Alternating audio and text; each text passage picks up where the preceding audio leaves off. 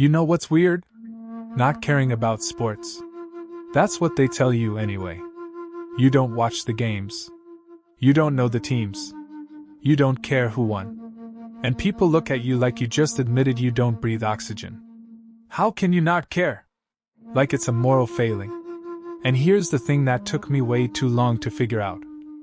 They're not confused that you don't like sports. They're uncomfortable that you're not pretending. And that says everything.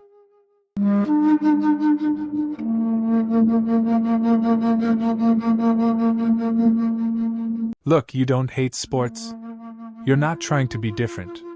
You're not making a statement. You just don't care. The same way some people don't care about movies, or music, or whatever.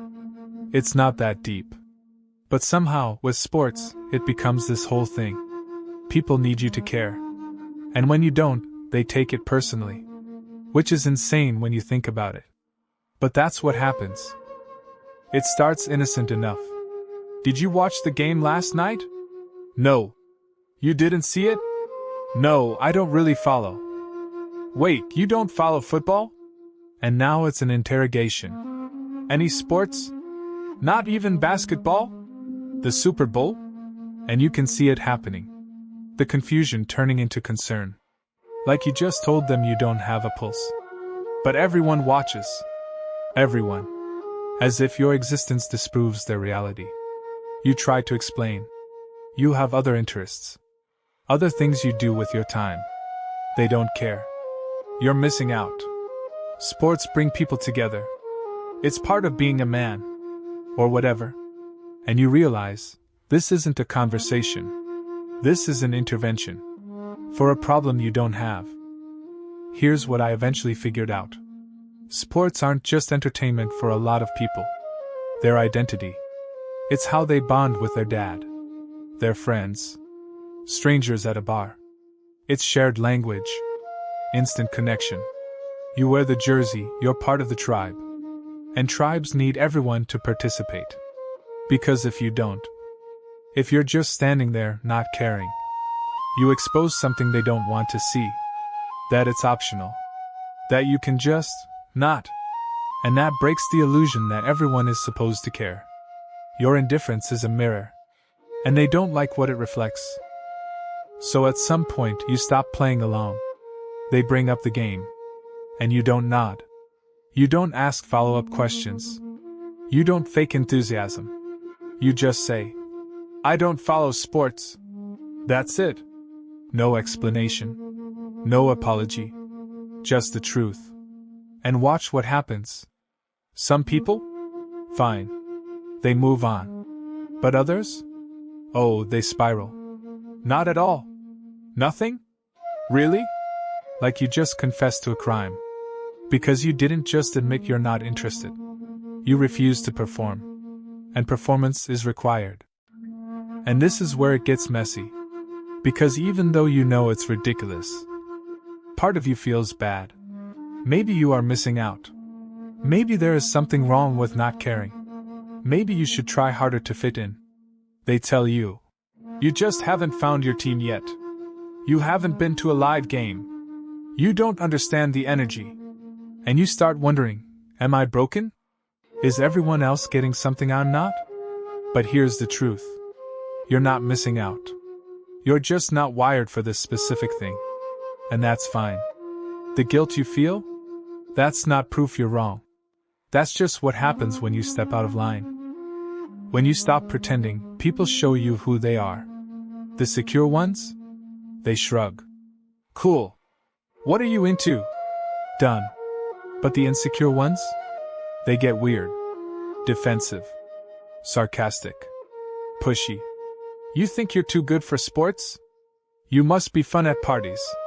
There's something wrong with you. Because your lack of interest threatens them. If sports aren't universally important, then their devotion is just a hobby. And some people need it to be more than that. They need it to be sacred. Essential. Masculine. Unifying. Your indifference says it's not. And they can't handle that. But here's what happens after you stop caring what they think. You get your time back. All those hours you would have spent watching games you don't care about. All that mental energy pretending to have opinions. Gone. You can actually do what interests you. Read. Create. Learn. Build. Whatever. And your Sundays? Yours. Your conversations? Authentic. You're not performing anymore. You're just existing. As someone who doesn't care about sports. And that's not lonely. That's honest. Look, you can respect that people love sports. You can appreciate the skill, the dedication, the passion. You can let them have their thing. But you don't have to share it. And here's the line. Healthy people let you opt out. They don't need you to validate their interests. Insecure people require participation. They need everyone on board to feel okay about their own obsession. So when someone won't let it go, when they keep pushing, keep questioning, keep making it weird, ask yourself, are they sharing something they love? Or demanding conformity? Only one of those deserves your energy. If you're not obsessed with sports, listen. This isn't a flaw. It's reasonable. It's not missing out. It's not being less than. It's just not your thing. And you don't owe anyone fake enthusiasm. You don't owe participation. You don't owe performance. The right people will accept this without making it weird. The wrong people will need you to care to validate their own caring. And now you know which is which. Here's what to sit with. Think about the last time someone made you feel bad for not caring about sports. Not asked if you watched. Made you feel bad. Like something was wrong with you. Now imagine just saying, "Not my thing," and leaving it there. No explanation. No apology. No defense. Just that. How does that feel? If it feels impossible, that's information. If it feels liberating, that's also information. You don't have to care about what everyone else cares about. You don't have to fake connection through shared obsession. You can just not. And the people who can handle that, they're showing you their need for conformity. Not your deficiency. You're not the problem. You're just honest. And that makes people uncomfortable. Let them be uncomfortable.